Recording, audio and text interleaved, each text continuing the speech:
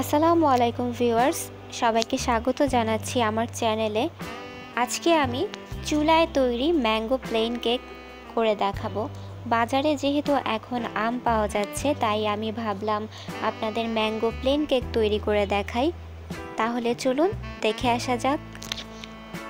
প্রথমে আমি একটি কাজ আগিয়ে রাখি, সেটা হচ্ছে এরকম একটা লম্বা কেক মোল্ড নিয়েছি। এখন এই মোল্ডের ভেতর 1 টেবিল চামচ পরিমাণ সয়াবিন তেল দিয়ে দিচ্ছি। তারপর আমি এরকম একটা ব্রাশ নিয়েছি, এই ব্রাশ দিয়ে অয়েলটা গ্রিস করে, যাদের কাছে ব্রাশ নেই তারা হাত দিয়ে অয়েলটা গ্রিস করে নিতে পারেন। এখন আমি এরকম পেপার টিস্যু নিয়েছি, আপনাদের কাছে যদি না থাকে তাহলে নর্মাল যে পেপার থাকে ঠিক এরকম, এটা কিন্তু কেক মোল্ডের শেপে কাঁচি দিয়ে কেটে নেবেন। আমি কেটে রেখেছিলাম, এখন সেগুলো বিছিয়ে দিচ্ছি।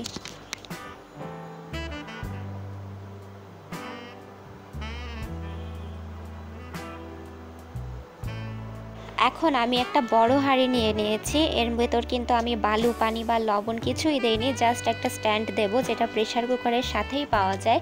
এটা আমি চুলায় সর্বনিম্ন আঁচে বসিয়ে তারপর কেকের ব্যাটারটা তৈরি করব। এখন আমি একটা চাল নিতে 2 কাপ ময়দা আর 2 চা চামচ বেকিং পাউডার দিয়ে ময়দাটা ভালো করে চেলে নেব। চালার কারণ হচ্ছে ময়দার ভেতরে কিন্তু গুটি গুটি দানার মতো থাকে, যেটা আমি দেখাবো।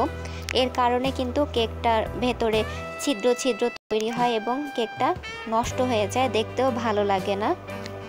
এখন ড্রাই ইনগ্রেডিয়েন্টসগুলো খুব ভালো করে মিক্স করে নিচ্ছি যাতে এক জায়গায় না থাকে।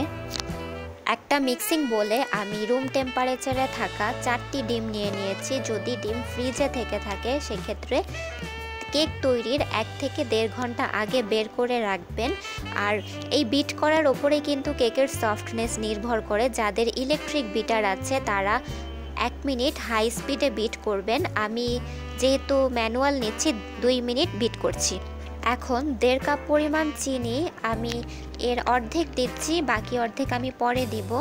চিনির সাথে ডিমটা খুব ভালো করে আবারও বিট করে নিতে হবে। এখন বাকি অর্ধেক চিনি দিয়ে দিচ্ছি।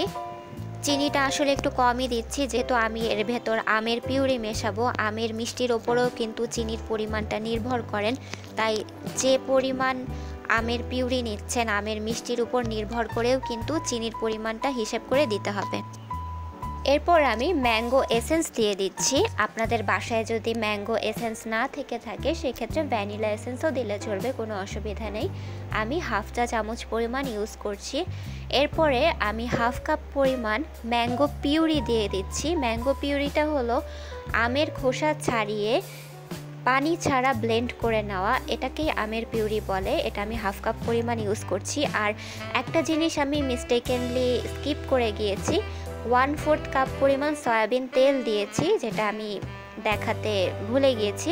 মিক্স করেছি, আপনারা চাইলে বাটারও ব্যবহার করতে পারেন। বিট করতে করতে যখন চিনিটা গলে যাবে একদম, তখন আমি ময়দা আর বেকিং পাউডার যে আগে থেকে চেলে রেখেছিলাম সেটা আমি অর্ধেক দিয়ে দিচ্ছি। এখন এই মিশ্রণটা কিন্তু একেবারে হালকা হাতে মেশাতে হবে। এখানে কিন্তু একদমই বিট করা যাবে না। যদি বিট করি তাহলে কিন্তু প্রচুর পরিমাণে এয়ার ট্র্যাপ হবে, এর ফলে কিন্তু কেকটা ফুলবে কিন্তু ঠান্ডা হবার পর আবারও চুপসে যাবে। সেজন্য একেবারে হালকা হাতে মেশাতে হবে। আর এখানে আমি 2 টেবিল চামচের মতো দুধ রেখেছি, সেটা অল্প একটু দিয়ে দিলাম। এখন মিশিয়ে আবার বাকি অর্ধেক যে ময়দা ছিল সেটা দিচ্ছি। ময়দাটা দিয়ে আবারও হালকা হাতে মিশিয়ে নেব। আর বাকি যে দুধটুকু ছিল সেটা দিয়েও আবারও হালকা হাতে মিশিয়ে একটা ব্যাটার তৈরি করে, কেকের ব্যাটারটা তৈরি। এখন আমি একটা বাটিতে 2 টেবিল চামচ ময়দা দিয়ে কাঠবাদাম কুচি আর কিশমিশ গড়িয়ে নিচ্ছি। এটা আমি কেকের উপরে দেব, এভাবে দিলে নিচে পড়ে যাবে না। এখন অয়েল গ্রিস করা কেকের মোল্ডে আমি ব্যাটারটা ঢেলে দিচ্ছি। ব্যাটারটা ঢালার পর কিন্তু এভাবে ট্যাপ করে দিতে হবে যাতে এক্সট্রা বাবলসগুলো চলে যায়, একটু বাড়ি দিতে হবে।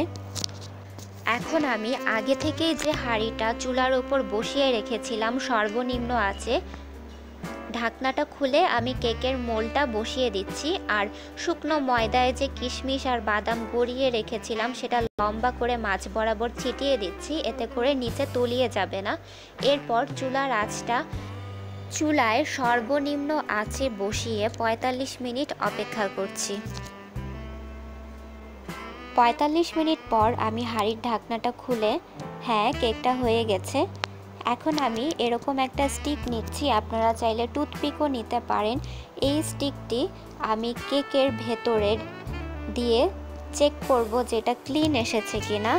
হ্যাঁ, ক্লিন এসেছে, তার মানে কেকটা কিন্তু হয়ে এসেছে। যদি কাঁচা অংশ উঠে আসতো তার মানে কেকটা হয়নি, আরও 2 থেকে 3 মিনিট বেক করতে হতো। এখন আমি কেকটা বের করে পুরোপুরি ঠান্ডা করে নেব। এখন একটা প্লেটে আমি কেকটা তুলে ফেলবো। যেহেতু আমি পেপার বিছিয়ে রেখেছিলাম, এটা কিন্তু ইজিলি উঠে আসবে। এরপর পেপারটা কেকের ওপর থেকে সাবধানে টেনে, কেকটা আমি কেটে রেখেছি, ভেতরটা দেখতেই পাচ্ছেন কেমন হয়েছে।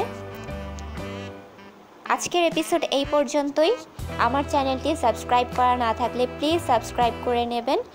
সবাইকে সামনের এপিসোড দেখার আমন্ত্রণ জানিয়ে আজকের মতো বিদায়। আল্লাহ হাফেজ।